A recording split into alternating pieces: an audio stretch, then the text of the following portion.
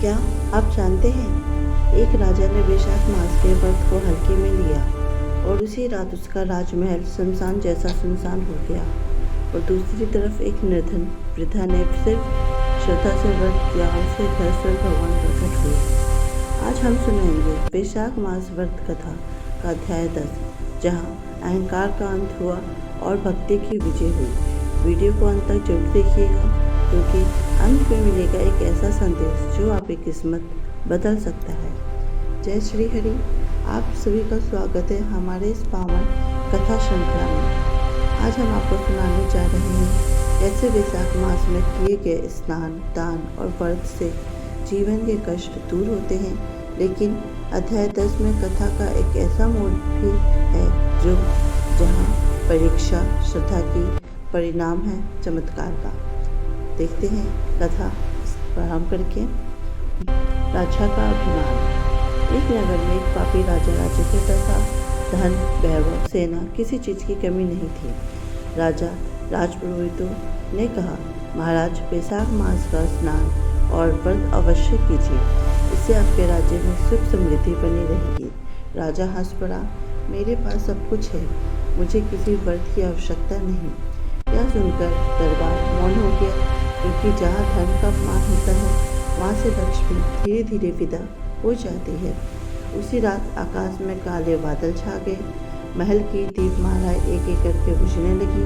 राजा को भयानक सपने आने लगे। वह स्वयं को अकेला, निर्धन और निराश देखता है। सुबह उठते ही समाचार आया, राजकोष खाली होने लगा है, सेना में विद्रोह के संकेत थे। राजा घबरा गया। उसे पुरोहित की बात याद आई। उसी नगर में एक निर्धन वृद्धा रहती थी, न धन न परिवार, केवल भगवान में अटूट विश्वास।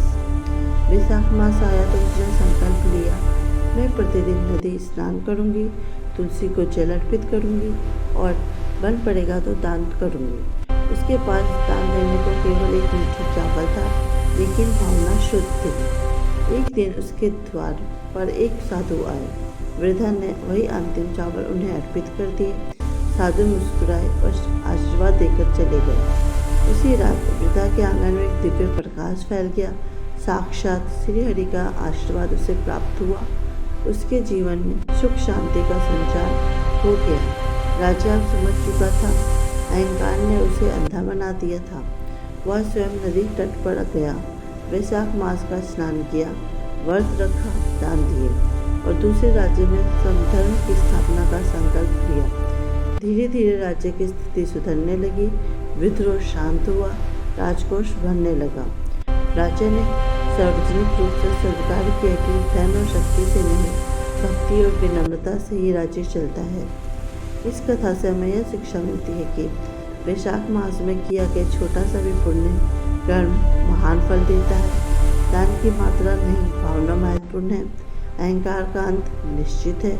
श्रद्धा से किया गया व्रत जीवन बदल सकता है।